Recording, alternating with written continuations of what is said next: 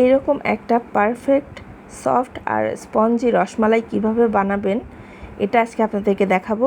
এটা হতে পারে কোনো মেহমানদারিতে কিংবা ঈদের দিন ডাইনিংয়ে রাখতে পারেন এরকম একটা আইটেম। আশা করি সবাই অনেক বেশি পছন্দ করবে। তো খুব সহজে কিভাবে করবেন আমি সেটাই আজকে আপনাদেরকে শেয়ার করব এবং স্টেপ বাই স্টেপ ফলো করবেন, খুবই ডিটেলসে দেখানোর চেষ্টা করছি। তো প্রথমে আমি এই রসমালাইটা বানানোর জন্য একটা প্যানে 1.5 লিটার দুধ নিয়েছি এবং দুধটাকে আমি একটু ফুটিয়ে নিব। আর ফুটানোর আগ পর্যন্ত কিন্তু অনবরত এভাবে নাড়তে হবে যাতে মিল্ক সলিডটা কোনোভাবেই না জমে এবং উপরে সর কোনোভাবেই না জমে। তো একটু ফুটে উঠলে সাথে সাথে এখানে আমি 3 টেবিল চামচ ভিনেগার 1/2 কাপ পানিতে গুলে এখানে দিয়ে দিব। আর অল্প অল্প করে দিব যাতে ছানাটা আস্তে আস্তে কেটে যায়। তো এই তো আমি এখন ভিনেগারটা দিয়ে দিচ্ছি। দিয়ে দেখবেন যে কিছুক্ষণ পরে আমার চুলাটা কিন্তু অফ ছিল, কিছুক্ষণ পরে দেখবেন যে ছানাটা সুন্দর মতো কেটে গেছে এবং পরিষ্কার পানি দেখা যাচ্ছে। এই অবস্থাতে আমি তাড়াতাড়ি করে ছানাগুলোকে ড্রেন আউট করে নিব এবং ঠান্ডা পানি দিয়ে ধুয়ে নিব যাতে কুকিং প্রসেসটা স্টপ হয়ে যায় এবং ভিনেগারের যে গন্ধ সেটা না থাকে। এবং এটা ঝুলিয়ে রেখেছিলাম 2 ঘন্টার জন্য যাতে এক্সট্রা পানিটা ছানা থেকে বের হয়ে যায়। আর এই যে দেখেন ছানার এখন প্রেজেন্ট কন্ডিশন। মূল শর্ত হলো এটাতে কোনো পানি থাকতে পারবে না। আর আমার ছানাটা কতটা সফট হয়েছে দেখেন, আমি হাতে সাথে নিয়ে আপনাদেরকে দেখানোর চেষ্টা করছি। এখন ছানাগুলোকে এক সাইডে রেখে আমি চুলায় চলে যাচ্ছি। একটা প্যানের মধ্যে আমি এখানে 1 কাপ চিনি দিয়ে দিব আর পানি দিব হচ্ছে 5 থেকে 6 কাপ। আমি যেহেতু 1.5 লিটার দুধের ছানা থেকে আমি বল বানাবো কিংবা মিষ্টিগুলো সেদ্ধ করব, এই জন্য পানির পরিমাণটা আমি একটু বেশি দিয়েছি। আপনারা যদি কম পরিমাণে বানান তাহলে পানির পরিমাণটা একটু কমিয়ে দিবেন। তো ছানাগুলোকে আমি 3 থেকে 4 মিনিটের জন্য মথে নিব, এর বেশি না। আর বেশি চেপে চেপে মথার দরকার নেই, একটু আলতো হাতে মথে নিলেই হবে। দেখেন কতটা সফট একটা ডো রেডি হয়ে গেছে। আর এখানে আমি কিচ্ছু মিক্স করিনি, যেহেতু এটা একটা স্পঞ্জি হবে। স্পঞ্জি রসগোল্লাতে কিন্তু কিছু অ্যাড করা হয় না।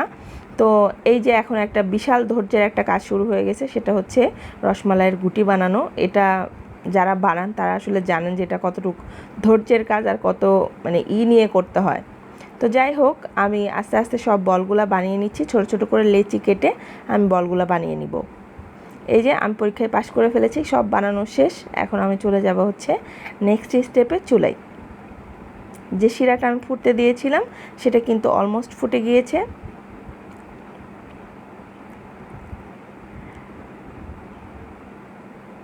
এই যে দেখেন শিরাটা কিন্তু আমার ফুটেই গেছে প্রায়। আর চুলার হিটটা কিন্তু আমার এখানে হাইতে আছে। এখন আমি এখানে দিয়ে দিচ্ছি বলগুলো, আর বলগুলো সব একসাথে ছাড়তে হবে, একটা আগে পরে করা যাবে না। এখন এখানে আমি ঢাকনা দিয়ে দিচ্ছি।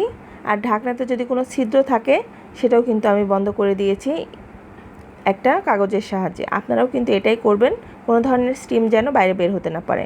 ঠিক 5 মিনিট পরে ফিরে আসব। আর চুলার আঁচটা কিন্তু আমার হাইতেই থাকবে। 5 মিনিট পরে দেখেন মিষ্টিগুলো কত সুন্দর করে ফুলে উঠেছে এবং একটা মিষ্টিও ফাটবে না, কিচ্ছু হবে না যদি আপনারা আমি যেভাবে বলছি এভাবে রেডি করেন। তো একটা স্প্যাচুলার সাহায্যে আলতো করে মিষ্টিগুলোকে একটু উল্টে দিতে হবে, বেশি নাড়াঘাটা করতে যাবেন না, তাহলে কিন্তু আবার ভেঙে যাওয়ার চান্স থাকবে। তো এই তো। আর ছানাতে পানি থাকলেও কিন্তু মিষ্টি ভেঙে যায়, চেষ্টা করবেন ছানাতে কোনো ধরনের পানি যেন না থাকে। তো আবারও ঢাকনা দিয়ে আমি এটাকে আরও 15 মিনিট ফুটিয়ে নিব। তাহলে টোটাল আমি 20 মিনিট কিন্তু মিষ্টিগুলোকে ফুটাচ্ছি। আর মাঝে মাঝে এরকম 5 মিনিট পরে পরে এসে আমি একটু ঢাকনাটা খুলে একটু নাড়াচাড়া করে দিচ্ছি। তো 20 মিনিট পরেই কিন্তু মিষ্টিটা হয়ে যাবে। আর 20 মিনিটের বেশি কিন্তু মিষ্টি ফুটানো যাবে না, তাহলে কিন্তু মিষ্টিটা শক্ত হওয়ার চান্স থাকবে। তো এই টিপসটা কিন্তু অবশ্যই ফলো করবেন। মিষ্টিগুলো হয়ে গেছে, এখন আমি এটাকে ঠান্ডা হতে দিব এই শিরার মধ্যেই প্রায় 2 ঘন্টার জন্য। 1 ঘন্টা রাখলেও এনাফ, কিন্তু আমি 2 ঘন্টা রেখেছি।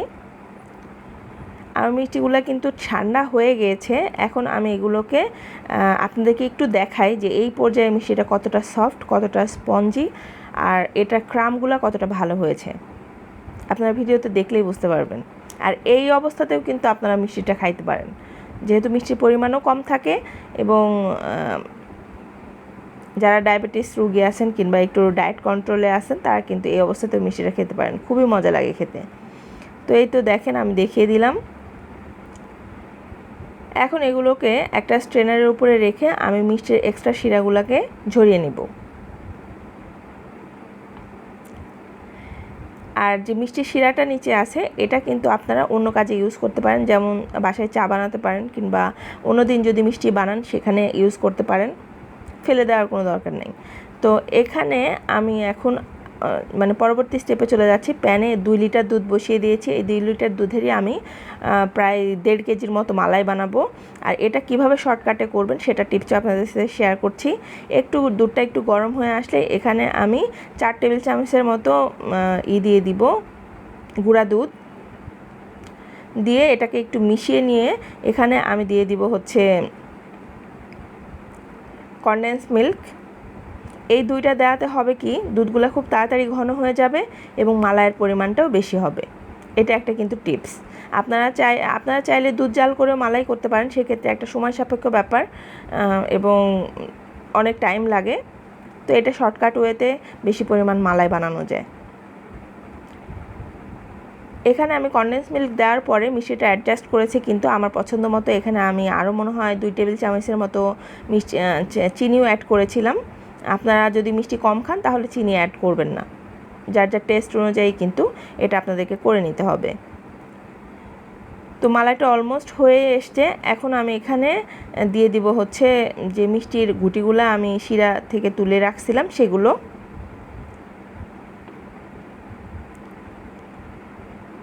এই যে দেখেন এটা কিন্তু এখন সম্পূর্ণটা দিয়ে দিচ্ছি এবং চুলার আঁচটা আবারও আমি হাইতে করে দিব। আর এই মিষ্টিগুলা এই দুধের শিরায় আমি 3 মিনিটের মতো ফুটাবো, এর বেশি না। 3 মিনিটের বেশি হলে কিন্তু গুটি শক্ত হয়ে যাওয়ার চান্স থাকবে, তখন কিন্তু মিষ্টি নামানোর পরে শক্ত হয়ে যেতে পারে। তো এটাকে ঢাকা দিয়ে আমি 3 মিনিট হাই হিটে ফুটিয়ে নিব।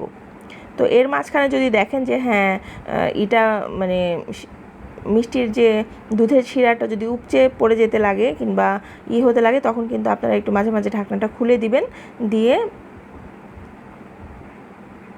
আবার মালাইটা বানিয়ে নেবেন। তো আমার মিষ্টিগুলো হয়ে গিয়েছে, এখন আমি এটা নামিয়ে ফেলবো। ঠান্ডা হলে কিন্তু আরেকটু ঘন হয়ে যাবে, এই জন্য আমি একটু আগেই নামিয়ে নিয়েছি। তো এই তো রেডি হয়ে গেছে, দেখলেন তো কত সহজে বানানো যায়। বাসায় অবশ্যই ট্রাই করবেন। ভিডিও ভালো লাগলে কিন্তু একটা লাইক, কমেন্ট, একটা শেয়ার অবশ্যই করবেন। আপনাদের এক একটা শেয়ার, এক একটা লাইক কিন্তু আমাকে অনেক অনুপ্রেরণা দেয়। ফেসবুক থেকে দেখলে আমার পেজটিকে ফলো করে রাখবেন। আর যদি ইউটিউব চ্যানেল থেকে ভিডিওটা দেখেন অবশ্যই রিকোয়েস্ট রইল আমার চ্যানেলটিকে সাবস্ক্রাইব করার। টেস্টের কথা বলছি না, বাসায় বানিয়েই দেখবেন এটা কতটা মজা হয়। ভালো থাকবেন সবাই, দেখা হবে নতুন কোনো ভিডিওতে। আল্লাহ হাফেজ।